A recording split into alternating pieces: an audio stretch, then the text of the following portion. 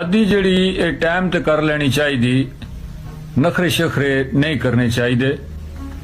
मैंडे महल्ले विच एक मास्टर अतीक साहब रहिंदे ने ते 44 साल दी उम्र च उन्हां दी शादी हुई।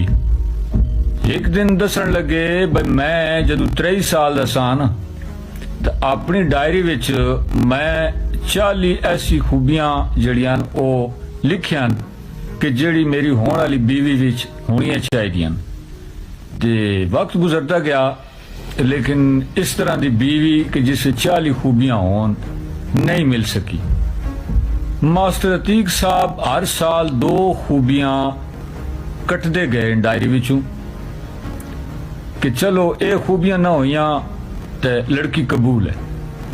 आखिरकार जनाब 40 साल हो गए तो डायरी विच सिर्फ एक खूबी रह गई कि बस औरत होनी चाहिए।